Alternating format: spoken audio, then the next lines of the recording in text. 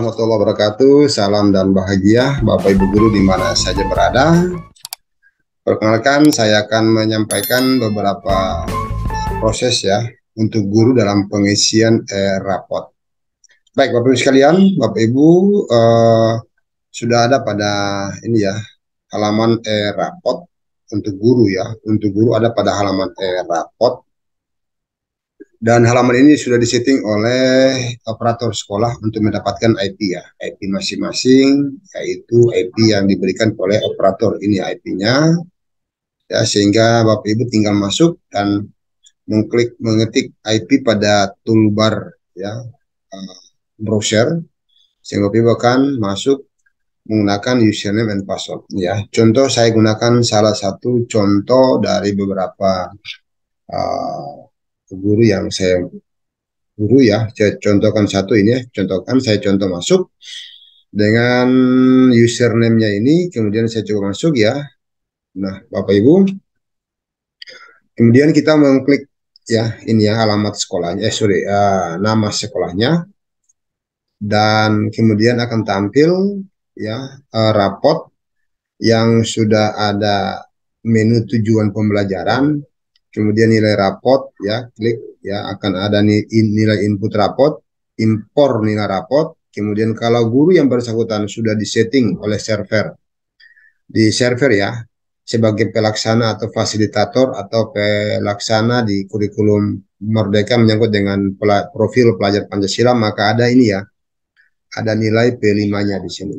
Nah, Bapak Ibu, kita yang pertama dulu dengan tujuan pembelajaran ya. Nah, upayakan Bapak Ibu ya, di sini saya pilih yang salah satunya ya. Salah satunya saya pilih misalnya ini. Nah, usahakan tujuan pembelajaran ya itu diisi ya. Kalau tidak ditambahkan tujuan pembelajarannya. Tujuan pembelajaran inilah yang akan menjadi salah satu deskripsi di rapot. Nah, diisi tujuan pembelajarannya apa ya, dari masing-masing bidang studi. Kalau dia tujuan pembelajarannya ada banyak, ya silakan diisi sebanyak mungkin ya untuk tujuan pembelajaran. Kalau tidak, tambah lagi dengan tujuan pembelajaran ya, gitu ya. Setelah ini diisi Bapak Ibu sekalian, nah kita upayakan ini ya, kita ke nilai rapot. Nah, kita input nilai rapot. Nah, nilai rapot kita input, kita pilih kelas ya, pilih kelasnya, misalnya kelas itu ya, mata pelajarannya adalah PPKN, semesternya ya dipilih. Nah, ini ya, di dalam input nilai rapot ini sudah tertuang nilai siswa dengan TP yang diukur ya sesuai dengan tujuan pembelajaran yang Bapak Ibu masukkan. Nah, Bapak Ibu hanya mengisi nilai akhir, sumatif, nilai akhir ya, artinya nilai yang sudah diolah dari sumatif 1, dari tujuan pembelajaran 1 sampai dengan ini, 1, 2, 3, 4 ya. 1, 2, 3, 4. 4 tujuan pembelajaran ini yang sudah diolah atau yang sudah dikalkulasi sehingga mendapatkan nilai akhir.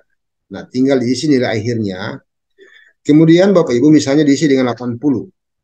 Nah, dari nilai 80 ini, siswa yang bersangkutan pada tujuan pembelajaran yang pertama, apakah dia sudah tercapai dengan optimal atau belum? TP yang diukur ya.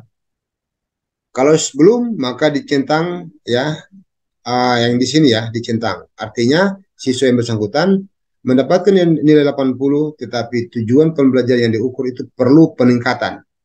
Nah, juga kalau di sini siswa yang bersangkutan pada tujuan pembelajaran itu sudah tercapai dan terukur secara optimal, maka diklik ini. Itu aja Bapak Ibu sekalian, ini tinggal diklik-klik saja ya, sehingga nantinya nanti kita pada akhirnya kita akan ada pada ini ya, kata di bawah simpan data dan nilai.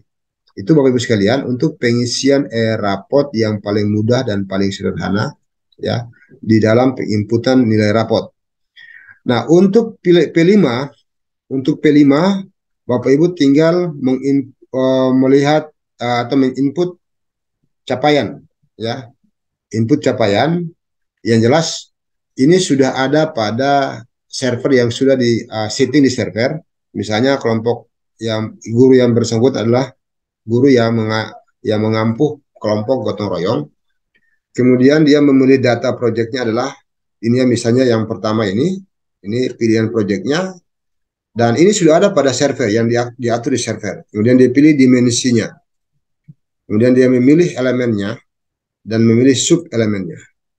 Nah ini Bapak Ibu sekalian, dia tinggal mengisi dengan nilai ini semua, mengisi nilai berkembang. Dia tinggal mengisi saja ya ini ya, tinggal dia pilih dan mengisi saja. Kemudian dia terakhir menyimpan data. Nah, setelah data tersimpan, ya, maka nilai tersebut akan muncul pada rapot, ya, dengan deskripsinya yang sudah langsung terinput, ya. Ini ya, ini kita perhatikan lagi satu lagi, ya ini kita pilih lagi dengan catatan proses project, ya. Nah, kalau kita sudah menyimpan di data yang tadi, maka otomatis sudah akan tersimpan catatannya, sudah termuat di dalamnya. Lebih mudah kan Bapak Ibu ya, lebih mudah dan lebih simpel, dan ini memang membutuhkan apa namanya keuletan Bapak Ibu dalam menginput nilai rapot. Ya itu Bapak Ibu sekalian dalam penginputan, sehingga nantinya Bapak Ibu dalam hal ini Bapak Ibu tinggal setelah selesai semua ini menginput nilai rapot, menginput nilai project, kita menginput apa namanya data rapot berupa apa? Kehadiran, ya, kehadiran. Tinggal memilih kelas yang diampu kelas apa, ya. Kalau ini adalah kelas, ya, tinggal dipilih sakitnya berapa, izinnya berapa dan sebagainya. Kemudian dalam memilih lagi dengan nilai input ekstrakurikuler, ya, tinggal dipilih dan kalau nilai ekstranya tidak muncul, maka dia akan menambahkan, ya. Dan kalau tidak ada di sini, artinya data tersebut di Dapodik itu tidak ada. Ya, ini ya, data tersebut di Dapodik tidak ada, sehingga kalaupun data ekskul ada di Dapodik, maka dia akan tersinkron otomatis. Itu demikian Bapak Ibu sekalian, dan dengan demikian maka setelah selesai semua, maka Bapak Ibu tinggal mencetak, ya, mengecek penilaian, ya, mengecek, ya, tinggal pilih kelasnya. Nah, kalau data sudah ada karena yang bersangkutan adalah guru yang mengajar kelas 9 bukan kurikulum mereka, maka tidak ada datanya. Ya, kemudian dia tinggal cetak nilai raport project, ya, tinggal dipilih kelasnya, ya.